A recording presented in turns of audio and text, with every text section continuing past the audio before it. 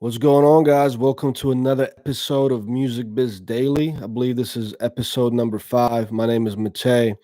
And today, the topic that I want to talk about is why is it important to understand the history of the particular industry that you want to succeed in, right? I mean, in this case, for this channel, it's the music industry. But really, let's say you want to be a software developer. Why is it important to understand how software came about and how it was used early in the days and all that? Let me discuss that because it's never really talked about enough. And understanding the history or being a student of the game is very important because it's going to help you understand the mechanics of the industry. It's going to prevent you from getting scammed potentially. It's going to give you respect and attention when you speak to an industry professional. And just overall, I think is going to make you a little bit more creative about understanding how the industry evolved, what was the way that it used to be, how did it get to where it is today. Can you innovate off of that? You know what I mean? And I just want to give you some specific examples.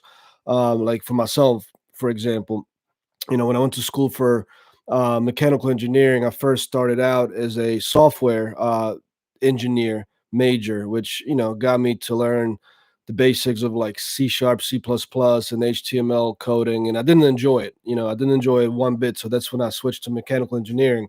But after college, and when me and my previous business partner we started a company together with his father in like trying to automate the financial markets, that's when I really got deep into software development. And his father, shout out to Ron, taught me a lot about the history of how software languages were, created, conducted, how it came about, literally from like the, you know, computer sizes that were like in the size of a room, why that was the way it was and how it evolved and how we had the computer language where it was at I don't know, this was like 2006.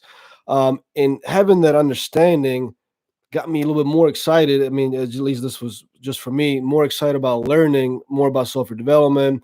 Then I taught myself how to develop websites and all of that, really, which eventually got me into digital marketing because I knew, software platforms. I could pick up any platform that was out there. That's how I got good at music engineering and mixing. You know what I mean? Like the platform came fast to me. And the fact that I went to school for mechanical engineering and understanding sciences, just chemistry, physics, math, all of that made me lightning fast at picking all this stuff up, right? And it's a lot of times like forgotten about, or it's not seen as an important aspect in the music industry because a lot of artists are like, well, I'm going to drop out of college because unless I go to like the Berkeley School of Music in Boston or Full Sail, I'm not really going to learn anything in school and all that. I'm just going to figure it out. But the problem is most artists end up just getting tangled up in the art creation, the creative aspect of it, and never really learn anything about the business aspects, the history of the music industry, how it came about. And they have no other really formal education that may help them navigate everything they're doing better, right?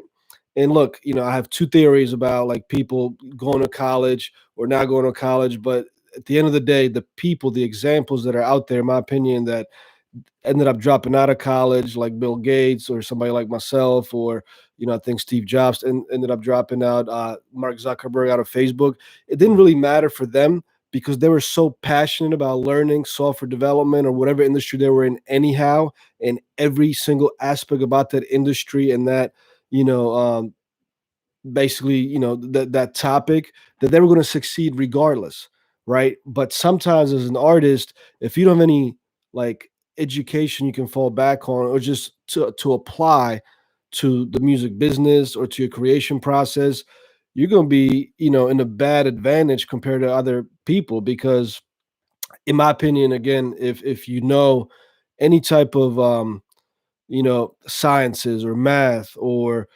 business practices, or you went to business school, you will at least be equipped enough in this industry to not to get scammed. Like, what I'm saying? Even though I got scammed out of some money when I got started in this music industry, it was because I was sort of complacent about, where everything was at. Like I had the money to throw at a problem. So I was like, let me hire this company to do marketing for us or to do PR for us. But I don't really think that they were going to provide scamming services and bot traffic and basically services that were just like literally created to fake a result, right?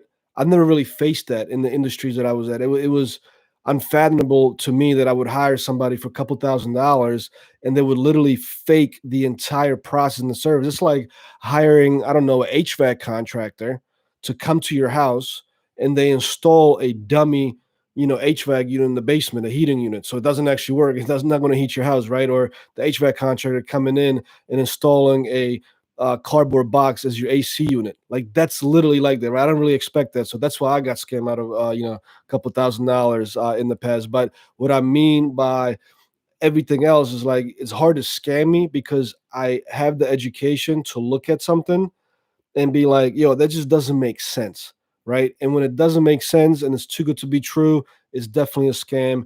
And it potentially saved me from losing a lot more money in this industry. But the reason I'm saying that, um, or bringing up this whole topic, because you as an artist has to be able to dive deep into the industry, how it began, why it exists, how it exists, what are the common business practices, how do artists, grow their brands, what's the role of managers, what's the role of business managers, what's the role of touring managers, why are labels in place, how much money does it really take, so you can have at least have some realistic expectations. I just don't understand that if you wanted to be an artist or a painter or software or anybody, why wouldn't you learn as much as you can about that particular industry so you're better positioned for success? And it's even crazier to me because nowadays that most of the information is free, right? Like I always love saying that after, of course, dropping out of college, my fourth year in mechanical engineering, I always tell people I went to the University of Google because I've researched everything I needed to know. I would research that topic. I would either read a book about it or pay apply for them to get some like quality online tutorials about it. But it's like everything is out there, so you really have no excuse for you not to know this stuff. Or when you get scammed, don't blame the company that scammed you. Blame yourself because you had even no idea that what they were offering sounded too good to be true. But look, I guess it's better to make a mistake personally, get back up and tweak your process and never make that same mistake again. But understanding the history of the music industry and just the process, it's so crucially important and nobody talks about it. So I'm just going to leave you with that. Hopefully this video is going to give you the kick in the ass that you need to get out, to get out there and say, man, let me read a couple books about the music industry for some prominent, people. I mean, look, you got books written about Dr. Dre, Diddy, Jay-Z, L.A. Reid, Taylor Swift, Queen, Kiss, the band, Gene Simmons, who turned the brand Kiss into $1 billion enterprise. You know what I'm saying? So there's no excuse. So at least start with the people that that made it, so you don't have to question the lower level, names or the names you never heard of. Because you could also get scammed by a book. Like anybody can publish a book these days. But I'm saying just do that, man. Instead of listening to music while you run or while you're in your car, listen to a book. And anyone that does that is going to be 10 times more empowered to succeed. And a lot of times that education, the beginning phases, will trump the talent, because a lot of times what happens is that the talented artist just burns out because they're in the industry for years and years and years and nothing really happens with their career, and they just get burned out and they give up.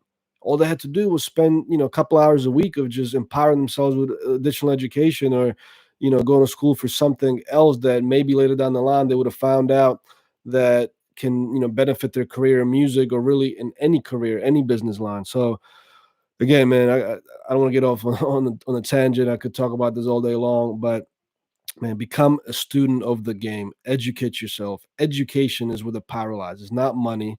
It's not influence. Is the education, because once you achieve influence and get money through education, it's hard to take it away from you. So I'm gonna leave it at that. You guys have a blessed day. We're gonna see you tomorrow for another episode. And again, if you got any specific questions, please comment them on this video or hit me up on Instagram, and I'll try to answer that specifically in the next video. Peace.